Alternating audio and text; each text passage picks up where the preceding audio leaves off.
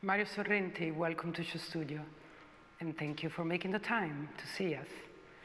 So I will start to ask a very simple question to put into context what you think about photography. So does it make a good photograph? How does it become an excellent photograph? What is it a good image for you? I think that's a very subjective thing, you know. I think a good photograph could be, a photograph could mean or be good for different people. Somebody else can say it's bad. You know, I think it's a personal thing. I think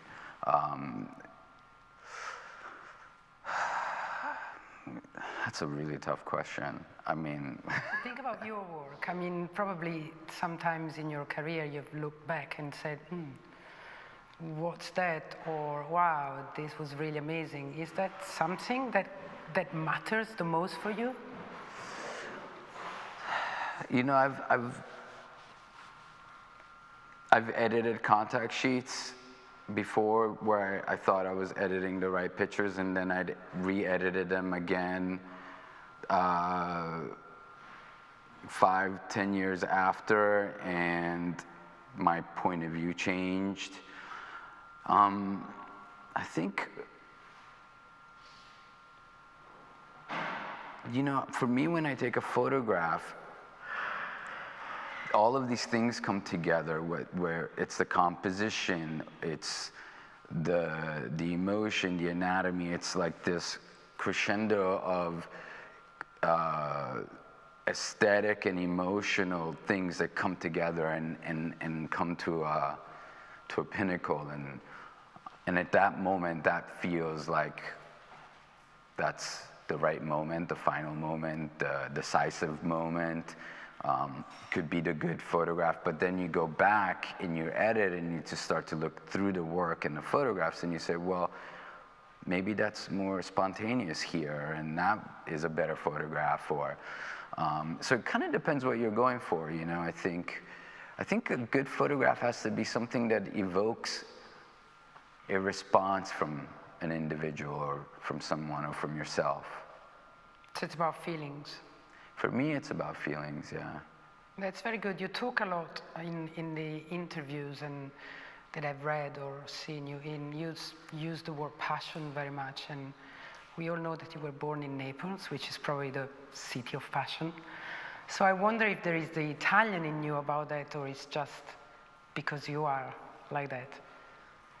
I think it's partly Italian, and it's partly what I am. I'm Italian. I was born in Italy, in Naples. I grew up there.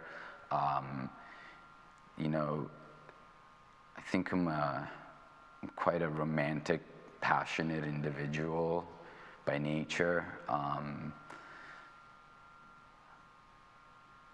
You know, emotions are very important for me.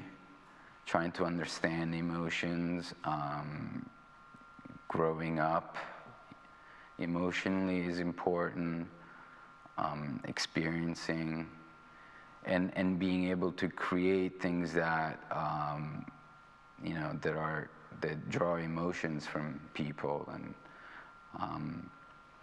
is something that's important. And I think that's because I respond emotionally to the world, so that just seems my language. Emotions. Emotions. And so how much of your early experience in Italy when you were a child, so you were obviously not working or studying, how much it has remained in you, in you having become an American and having done all your career as an American photographer? I think a lot. I think those early years are probably the most important years in a person's upbringing and making. And you know, I'm always referring back to the first 10 years of my life, and those were very emotional. That was a very emotional period for me, and those memories are quite powerful, and they seem to exist always in the background, even afterwards growing up in New York and, you know, being absorbing completely American culture, graffiti, skateboarding, the American language, which is something I learned when I moved there, and television, everything. But I always have that Italian upbringing in me, behind me, sort of as the foundation of who I am, and remembering, you know, my family and father and my mother, and growing up in Naples. But so the imagery that then was populating your imagination and inspirations changed completely, I guess, from being on the beach of Posillipo to the streets of whatever side of Manhattan or New York you were living. I grew up in a very interesting family. My father is a painter, and my mother is an artist as well, and she styled and she did photography, and she was in fashion a lot. And she, you know, worked for Fiorucci, and she did she was in fashion. My father is an artist as a painter, and he was painting a lot of pop art, and he was also painting a lot of classical works, and so I grew up in this, and they were both kind of hippies, very 1970s. I was born in 71, so that time period was a very free, very open, artistic upbringing for me, and very optimistic, idealistic. Love, you know, was, I think I remember the first childhood picture of me, I must have been like, you know, just born, and there is this beautiful thing that a picture, and I'm holding the word love, that, you know, that famous red, like, you know, yes. and so, you know, love was something that my father and my mother kind of infused in my life and brought me up with this idea of love, and love is connected to freedom, and expression is about love and freedom, and then he was so interested in everything that was contemporary and modern, and you know, and scientific progress, and you know, and he was also, his background was classical instruction, and you know, the Renaissance painting and all of that. So I have this like mixture of Renaissance and pop art and contemporary and maybe futurism as well, that's constantly working inside me. So you grew up sort of knowing you were going to be some sort of creative person? Yeah, I knew from, I mean, as early as I can remember, I wanted to be an artist. And I don't know if that's because my father was an artist, but I knew I wanted to be an artist. And you have a sister also who's an artist, right? Yeah, my sister is an artist as well. She's a photographer and a filmmaker as well, yeah. Amazing. Yeah, and my brother was a photographer, and my mother took photographs, and my daughter is a photographer now, and my son is a musician. So somehow creativity and art, and my wife is an artist as well, and I was going to ask. yeah. So creativity has become, and it started with my father in his family. He was the first artist in his family, and maybe my mother was the first artist in her family. So it started with them, and somehow our family has really become about creativity and expression. And that's fantastic. Let's go to the beginning. So you studied fine art, didn't you? yeah. And then I read somewhere that you were not really thinking about either photography or fashion. But No. then you started, you know, you were also modeling to make some money. Yeah. Because apart from being creative, you were also cute. So you could do that. And so you started knowing the world of fashion, but then your inspiration were not fashion photographer at the beginning. No, you know, like you said, I was going to school. I was at SVA. I was studying painting and sculpture and the classical. You wanted to be a painter. I wanted to be a painter and a sculptor. That was my passion at the time. I was also writing graffiti at the time and stuff. So it was really interested in contemporary culture, and and I mean, more than interested, I was part of it and stuff, and street style and all that kind of stuff. And then I met these two young girls. They were studying photography at ICP, and they introduced me to photography. And they were Italian, and they were living in New York, and they had a darkroom in their house. And that experience, I mean, the way it happened is that we had dinner one night, and they were like taking pictures, and they were like, oh, why don't you take some pictures? And I was like, sure. We took some pictures, and then they showed me how to process the film afterwards, and then from processing the negatives, we went and printed them in the darkroom. And when I saw the image come up in the developer, it just kind of like, I mean, I remember just thinking, wow, this is amazing. So that was the real training, actually. Excuse me? So that was the real training, the experience you had.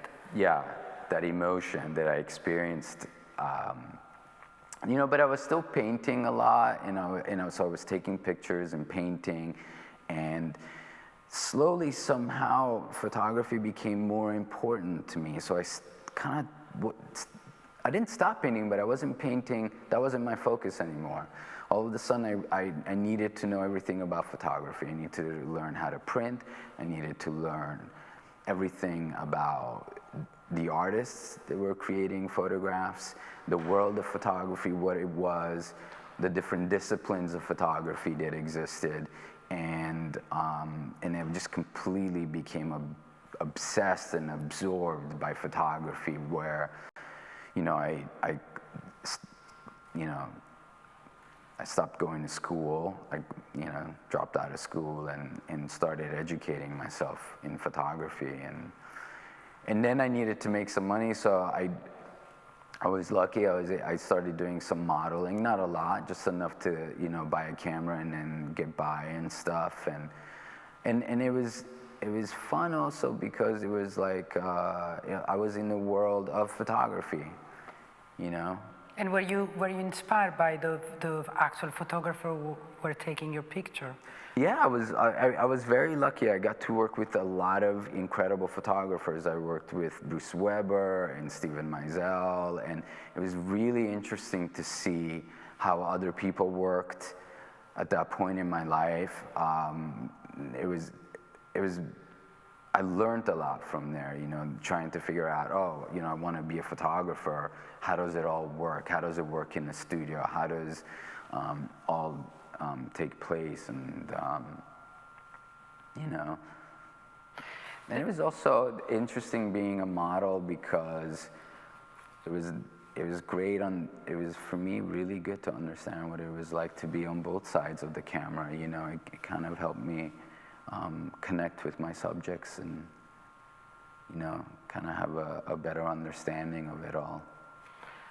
One thing I'm always interested in finding out when I talk to famous fashion photographers is the dynamic between art and commerce, in a way. Yeah. So there's the creative person who's an artist, actually, and then there's the work you do for brand. Yeah. And where people come there and try to make you push a bag a little bit closer to the body, or whatever, Yeah. Or even for a fashion spread is probably more artistic, but still. So I would like to understand, how do you live in between these two worlds? You, Mario Sorrenti, the artist who does exactly what he feels like doing, and Mario Sorrenti, the commercial photographer, if we can call it like that. Yeah.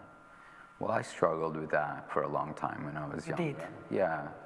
I didn't, as I started to grow up and to understand it all more, I realized that I didn't want to be a fashion photographer. I wanted to be an artist, and I didn't believe that. I always saw that fashion photography was limiting to what I could do, and to how I could express myself, and it didn't always, it wasn't always the way I felt, that I was always serving a purpose, a different purpose, a commercial purpose. And so there was a big struggle, and there was also an existential struggle, and it was a financial struggle, and it was, and I battled with that for a long time. But I also kept taking fashion pictures because it was fun and exciting, and I got to work with great people, and I also made money so that I could support myself. And my thinking was, okay, well, at least I can support my artwork, and I can, have the finances to be able to take my own pictures and have film and go out there and work on my own projects and things like that and stuff.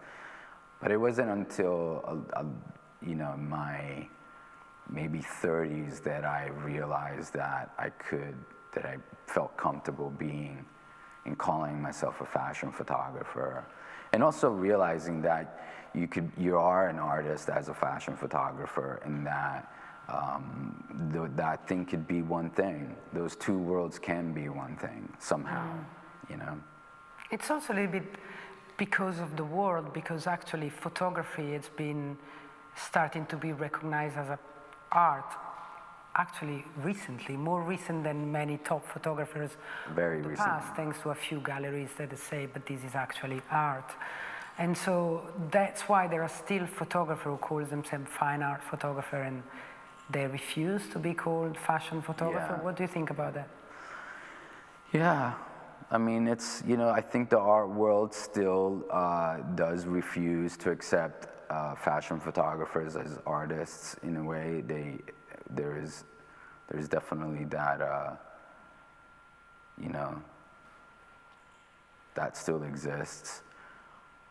When you start to look back at history and you start to realize, what, Man Ray did fashion images. He created some of my favorite works, as some of the most beautiful photographic works. You look at Avedon, Diane Arbus, they worked at a fashion level as well to support themselves. Even Robert Frank did for a minute. So you start to discover that your struggle is not unique, and that in photography, and that it does, there's some incredible artists that are fashion photographers, and in my opinion, artists in their own right, and I couldn't agree more. It's just, Paul Auderbridge, if you look at Paul Auderbridge's work, it was mainly commercial work, but you look at some of those still lives and you're like, they're incredible artworks. Do you create work for yourself? All the time. All the time? Yeah. So I also read that there was a time at the beginning where you were obsessed to taking photographs when you started, and then you had a Polaroid and you could not see the world. It's where then through the objective, I took the lens. pictures all the time, and I carried a camera around with me everywhere. I documented my life obsessively for at least until I was into my early 30s. That's when I started to take pictures more. I was still taking pictures all the time, but I wasn't carrying the camera around with me all the time and stuff, yeah. So you were calming down, trying to look at the world without a photograph in mind. I don't know, just people change, things change in your life, and all of a sudden you're a different person. I used to have diaries. I did diaries for most of my life, from when I was like 18 until like my 30s. I did diaries where I would put in pictures and write what I was feeling and my ideas and things, and draw and paint and document my family and keep a record of everything that I was creating. And then one day, I just didn't feel like doing it anymore, and I kept on asking myself, why don't I want to do this anymore? And there was no real reason. It just, something changed, and you think, I was like, okay, fine, I've changed, something new, different. So I want to talk a little bit about your style and your signature, because Mario Sorrenti, when people mention your name, the first thing they think is black and white, nudity, beautiful women in their natural environment. Is it what you are happy to be recognized for, or we misunderstand your signature? Or what it is about nudity that it's so, I mean, I think I love doing nudes. I love anatomy. I love the stripping away of everything and having the pure self, and and also it brings me back to the world and the work that I grew up with, the Renaissance art. And for me, I love doing nudes. It's a big part of how I express myself and what I do, and my appreciation for art, and So I guess I'm fine by being recognized. I don't only do that, It's a big part of what I do, and I'm fine with it. I also done a lot of color photography in my life. But I didn't start with color photography, and I guess some of my most recognizable photographs, like the Obsession campaign with Kate, were black and white, and they were nudes, so people tend to always gravitate to that period in my life and stuff. I started only shooting black and white, and then when I decided that it was time to start, I was kind of pushed, all fashion, they wanted color all the time, and I was like shooting only black and white, and at one point I was like, okay, I have to figure out what my color picture is gonna look like at this point, So I started experimenting with color film and pushing and pulling film and printing with different tones and things like that, and also referencing paintings and stuff, and I had to discover my own color world. And that was a good, I'm still doing that today, and it's a big part of my work. I think I think if you think about my work, I'd like people to think also that I was,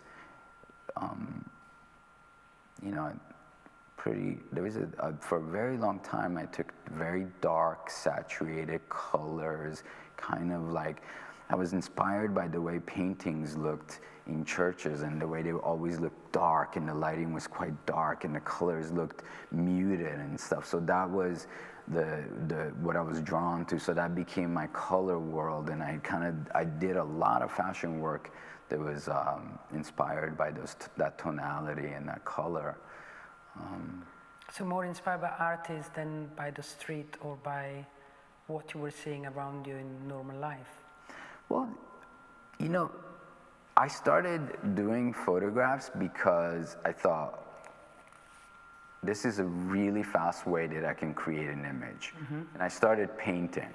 So for me, when I was taking pictures, I was, constructing images. I was setting people up, and I was, constructing the photograph. I was also doing a lot of reportage and photographing on the street and trying to understand it all, but my work was really about constructing images. I would take, if I was doing a portrait, I would bring them somewhere where I thought it was interesting, where the light was interesting, where the texture of the wall or whatever was happening. That was not by chance that I took that picture there, So in a way, constructing images and being in control of the image from more a painterly perspective has always been my focus. And even though there were points in my life, for example, that I traveled across America and did road trips and documented that, and with my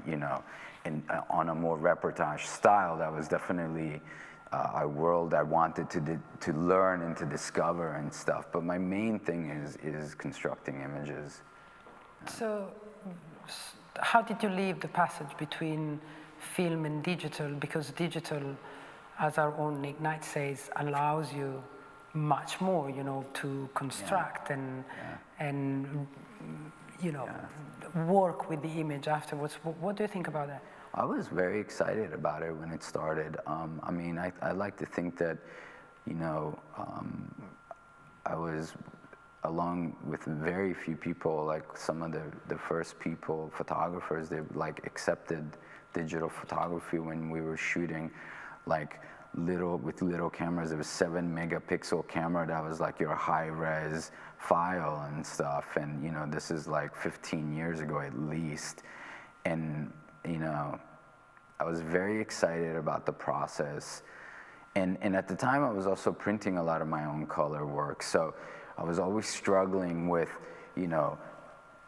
I wanted more red, but then, the picture would lose cyan, and, you would like have this restrictions in color printing that all of a sudden they were completely freed by digital photography, and that was really exciting. And I kind of embraced it, and when I got to the point in digital photography where I felt that the quality and resolution of digital had matched film, I began to abandon film. There were many years there I was shooting film and digital together at the same time. It started out where I would like take a digital picture and I would be almost like my Polaroid, and I'd be like, oh, okay, that's cool, I can see it, it looks good. And then I would go to film.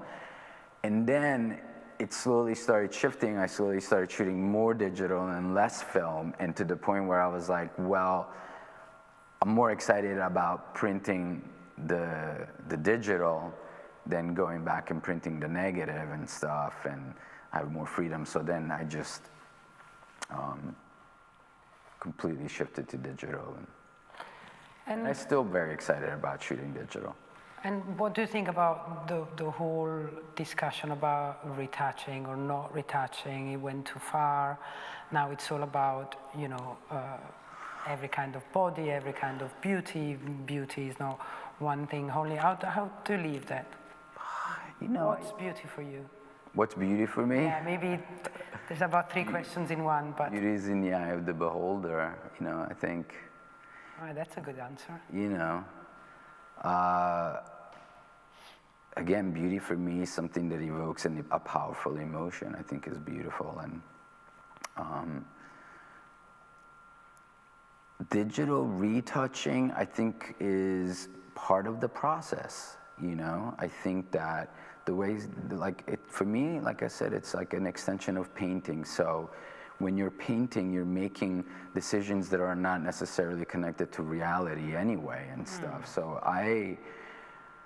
to me, it's about what is the final outcome of the image, what is the purpose of the image, what is, if we're talking about, and also, if we're talking historically, retouching, okay, all of a sudden you have this ability and it gets thrown out there and everybody's so excited about it and everybody wants to learn how to retouch and everybody's retouching, and all of a sudden that becomes something becomes common and everybody's doing it and it takes over an aesthetic, and now everybody's been retouching for so long, so now it's going back to not retouching and people are going back to film and so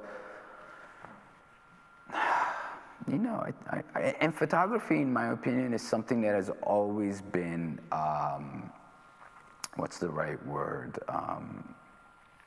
altered or manipulated. If you know photography and the history of photography, people have been retouching since the beginning.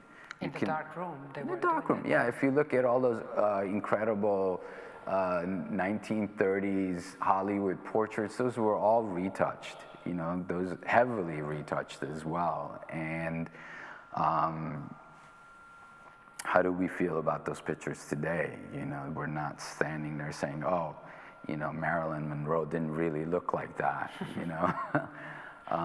So I don't really worry about that stuff, I mean, if I want to do a photograph that some things need to be retouched because I think it makes a better picture, I will do it, I think that picture needs to be completely raw with no retouching and completely honest, and I think that I will do that. That's the kind of picture that needs to be. It's about the end result of the image, not It's about what you're going for. What is your idea? I believe that a photographer, in order to separate himself from the others, has to have a point of view and an idea. You can't just like have a camera in your hand and just take pictures and pictures and pictures. And I think you need to go into what you do with a point of view, an idea that defines what your work and what you're about. Especially today, where it's like everybody has a camera in their pocket. And,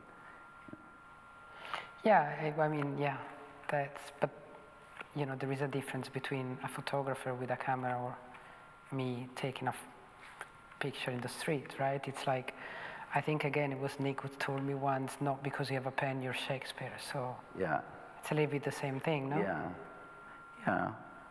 But I think it's the eye behind the lens. It's also how we as a society are conditioned to look at images today and stuff. So we are much more educated. Our brains have become much more open and accepting. And when you look at a photograph, you're reading a photograph. You're subconsciously looking at things, and they're telling you something and stuff. So if you think about the brain and development, we have developed dramatically in the way we accept photography today, and also the way we question photography today is much different than how we questioned photography 50 years ago or 20 years ago, 10 years ago even. Sorry, define question, meaning what you ask from a photograph? What you want? What are you ready to accept from a photograph? Okay. Yeah, I also think that there was this probably also reaction when you said now the trend is to go back to raw and film. The Kardashian era has brought on this image of perfection. I mean, for me it's not, but call it perfection, like, the perfect eyebrow, the perfect one tone on the face, the perfect body, even if it's curvy, whatever. And I think there has been a reaction to that, and that's why now la mode is to go back to imperfection. Am I wrong? Yeah, it's just a different aesthetic in my point of view, It's like I think we keep on changing, and if you look at, there was a time when voluptuous women were the perfect ideal, and then it became athletic women, and then it became skinny women, and then it's athletic women again, and now we're coming to a place where we're ready to accept maybe with our understanding of photography and imagery, we're becoming more ready and wanting to be able to accept, or all people, And I think photography actually has a lot to do with that, which is great. It's a great educational tool. What's the role of the magazine, the fashion magazine? Let's not talk about now that they're in trouble, digital, whatever, but the era of the big Condé Nast magazine that were the Bible of fashion and lifestyle and living. Have they changed photography? I mean, did it go much more in a commercial way? There was a time where I thought all the ads looked the same and all the fashion stories looked the same. What do you think about that? I think magazines are a reflection of the times that we live in, no matter at what level they are. It's funny, like we talk about a lot about how digital photography and the cell phone and social media and the internet is killing magazines, but I also see more magazines out there than I ever did before at the same time, So I don't know. It's a weird question, because when you really stop to look at it, you say, well, then why do we have so many magazines out there now? When I walk by a magazine store, it's like plastered with new magazines and stuff. Yeah, I also think that the new independent magazines, they are a reaction to what the established magazine have done to fashion and photography. Yeah. You know, the homogeneity of everything. Like if you think most of the new magazines, they're weird or they have strange kind of photography, they push it forwards a little bit more. I think that obviously the less, I think magazines have different responsibilities. There's magazines that like Condé Nast magazines that have a responsibility to their advertisers, so they tend to want to please a different advertisers. Yeah, they're advertisers. So when you're working with them, you have that in mind. The editors have that in mind. You're working towards a certain aesthetic. And even though you're still pushing, I think even magazines like Vogue, and even though they're more establishing magazines, I still think that somehow they still kind of move forward all the time. Not as much as the younger magazines that are independent and that have less restrictions, where you can really be free and they expect you to push boundaries and they expect you to express yourself completely. And you don't have to have that sweater in that picture, or you can like cut it up into a million little pieces and stuff and it's still valid. It still works, but I think somehow they all reflect the times that we live in, no matter. They're probably supposed to, right? I think they have to, yeah. That's what makes them relevant or not. Exactly, and I think that's why they exist in a way, yeah. I wanted also to discuss. I was looking at your Pirelli catalog this morning, while I was thinking about the fact that what was that 2012? 13? Yeah, it was 2012. Yeah. So it's like so long time ago in fashion and trends. Yeah. So as you know better than me, the world has changed in the meantime, and it's a beautiful catalog with all naked women out in nature. And do you think you could do the same thing today after the Me Too movement and a different way of looking at women in photography or in fashion? Or I think so.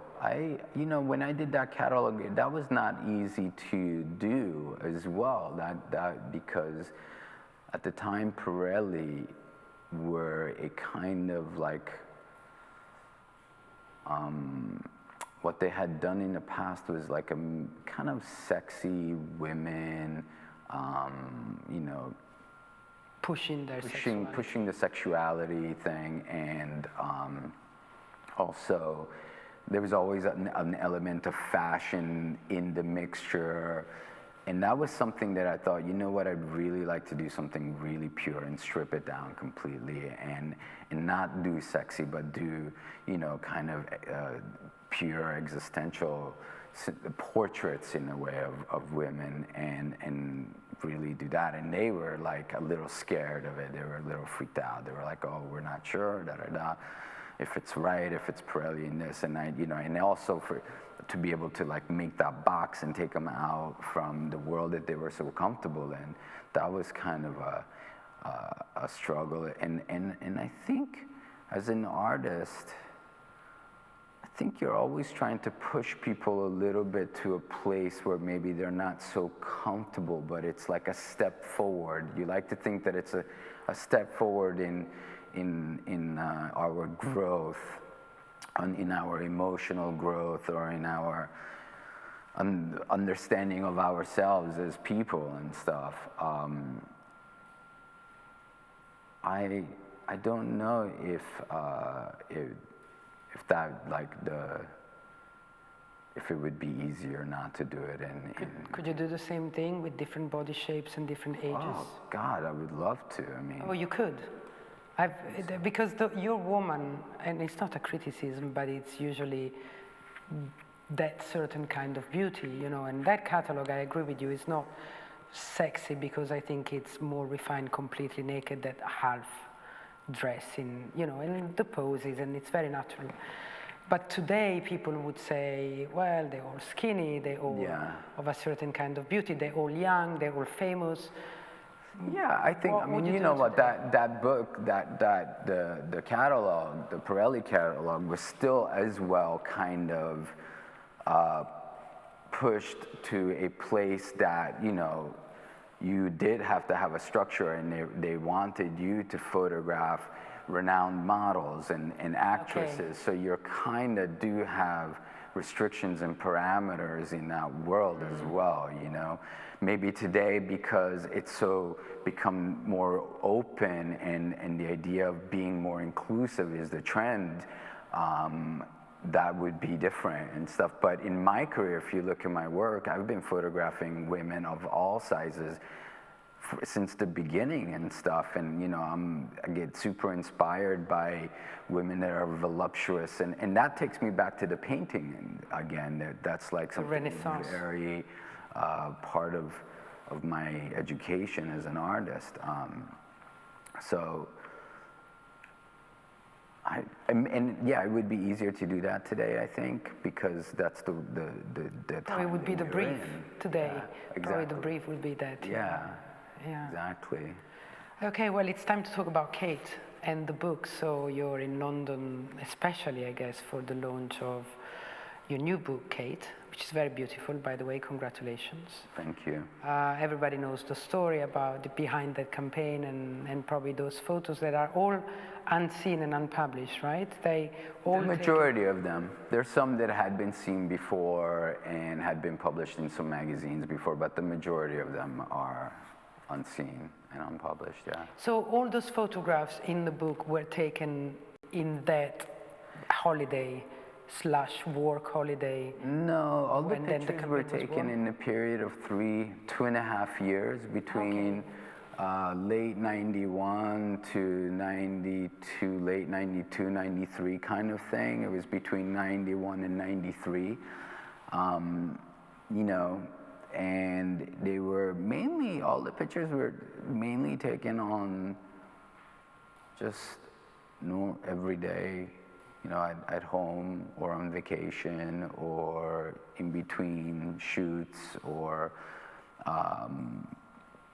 there is like a picture that we were in Morocco, and we were in Morocco together because we were both modeling and for this magazine, and I had my camera with me all the time, so when we were in our hotel, I was taking pictures, or or would see a nice wall and take a picture there and be like, okay, come and stand over here for a second, But so actually that book proves, and correct me if I'm wrong, that if you have a good eye and a good model and some passion, you don't need a lot of environment around you and entourage to take a good photo. I mean, that's a book, and they're basically no hair and makeup, basically no. No, I don't think to make photographs you need hair, makeup, and styling. That's for sure. Yeah. Styling, not very much, because there's no clothes. But and you also don't need a model. I mean, you can do landscapes and stuff, and still lives or whatever. But for me, that's what it happened to be. Kate and I were together, and as I was taking pictures of everybody else as well, like my brother or my sister or my family or friends, I was taking pictures of Kate as well all the time. And for me, it was about creating images that just creating images all the time. That was I love photography. So I was taking pictures. Yeah, I understand that, but I like the fact that you can make a very beautiful book with photos that are taken like that, without preparation, I guess, without staging, without. I mean, I guess none of those photographs were like, oh, can you move a little bit to the left or to the right, or it was just click. I mean, I think you can, if you look at Edward Weston, for example, and you look at his portraits and his nudes and his books, you realize that there is a lot of staging and there's a lot of preparation, but there isn't necessarily hair and makeup, or maybe sometimes there was. Who knows how those pictures were created, but they were, the aesthetic was of a certain type, you know? And so I don't think photography is photography. It doesn't need to have those fashion elements, and it could be a snapshot, or it can be something that's completely controlled and set up. I mean, some of the pictures in the book that might look like snapshots were actually staged. You know, there were situations where I said, Kate, come stand here. The light is perfect here. Everything, the clouds look amazing. Just stand here, and that's a form of staging, you know, and you know, so I mean, that's photography to me. It's about expressing yourself, and you know, whether you need hair and makeup or you don't, it doesn't matter. Yeah. That's very nice. So, why now? Why now? Yeah. What, the book? Yeah, I'm saying this because I probably realized that you don't want to be defined by that Calvin Klein campaign or by Kate, and then there's this book which is like a, you know, a reminder of all of that. So why now? Yeah. What brought you to put together those? You know what?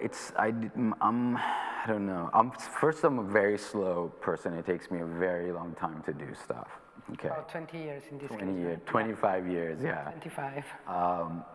Also, the first time I was going to do a book, I was going to do the book that I ended up doing 10 years after.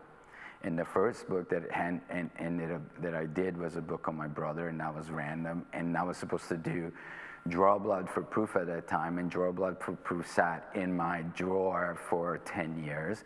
And then I did that book, and I'm always taking pictures with the idea that one day there will one of those photographs or some of that work will be published and will go into a book.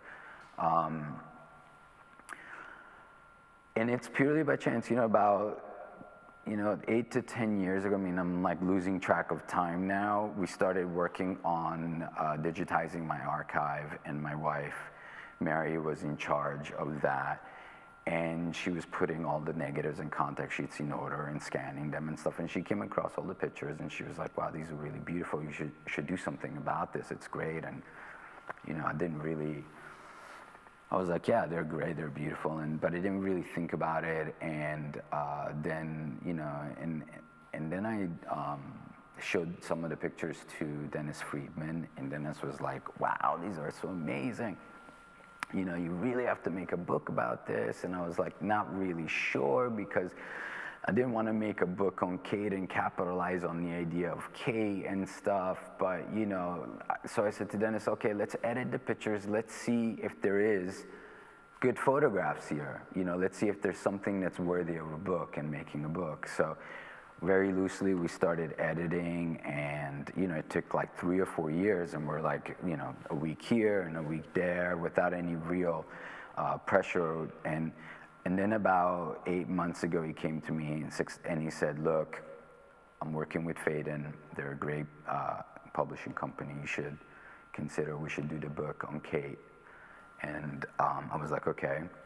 So we really like kicked in and focused in, and we were like, let's edit and put it together and see what we have and if it's worth doing. And, you know, when we were there, when we started getting the majority of the photographs together, I started to get really excited about the photographs. You know, I was like, wow, this is something that I think is, you know, personally quite beautiful and valid photographically as well, you know. And I was like, okay, let's do it. And then I reached out to Kate, and Kate was all fine with it and stuff. And did she have to accept or approve some photos, or?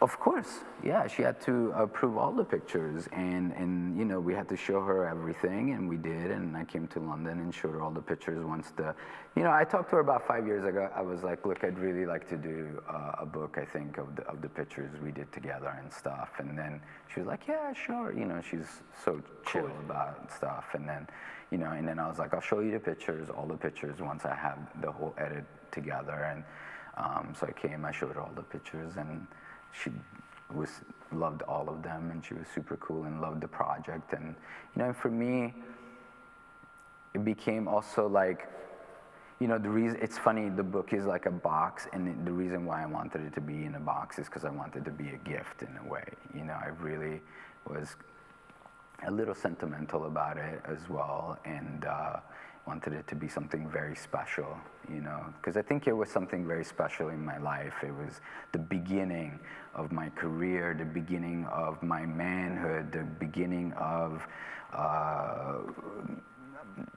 you know, just beginning of life in a sense, of becoming who I am today as a person. And so it was special, and it is special. And she loved all the pictures. And so then it just happened like that. There was no real reason why today, it just happened to be this way. So is this a gift to Kate? Because it says, this is for you. There is this lovely Yeah, it is. Recognition of the fact that the career started together in a way. Yeah, it is for her, for sure. You know, yeah. It's a very good gift to receive.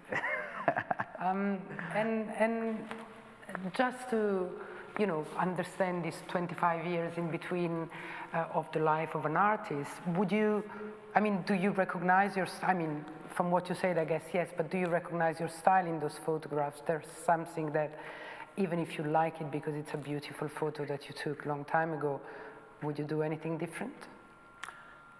No. Would I have done anything different back then? I mean, would you, I mean, are those photos a little bit not relevant anymore for you? Let apart the subject, and it's a very difficult question actually. I'm not making myself clear. I mean, I wouldn't do anything different because, like, because it's nice, it's 25 years have passed. It's nice to look at something the way it is, honestly, you know, and appreciate it. Also, it was really interesting to edit the photographs 25 years later with a very different point of view and a different eye than when I was taking the photographs. Removed emotionally from that time and from those memories a little bit, and being able to look at pictures for pictures and not necessarily as memories of certain times, certain events. So it was nice to be more objective, and I think it makes the pictures more interesting, or makes the book more interesting, maybe. I don't know, maybe. Printing them, I think I've grown up a lot, and I'm happy the way I printed the pictures today. It's very different from the way I printed I have some prints from back then, and back then I used to print with more contrast and a little bit more, just with like a stronger hand. Harsher. Yeah, and when going back into the negatives and going back to the prints, it was great for me to really think about the whole picture as opposed just about Kate in the picture, and to really print the photographs with the knowledge and experience of photography that I have today. Yeah, that was my question actually. Yeah. So, what next for Mario Sorrenti? Yeah, I don't know. What kind of, what do you want to do? What's still missing in your bucket list? I'm talking work-wise and art-wise. You know, I love making films. It's a world that I'm doing more and more things in. You know, I directed my first feature film 3 years ago that is finally finished, and that's a new thing to learn and to understand, and that's very exciting. Can we talk about that, or still under wrap? Still a little bit on the wraps. I mean, it's a horror film. I'd like a little scoop. It's a horror film. I was invited by some friends to direct it, and You said horror film. horror. Okay. Yeah. And we shot in California. It's in Hollywood. It's a very small budget film. So that's exciting to get into film and that world. I also have a huge archive of photographs that I have to that I want to publish, you know, and unearth, you know, maybe a book on my road trips, or I'd like to put together a book on my fashion work, and I still love shooting fashion and doing what I do, so I don't plan on quitting doing that at all either. So very much looking forward to all of this. Thank you. Pleasure. Thank you.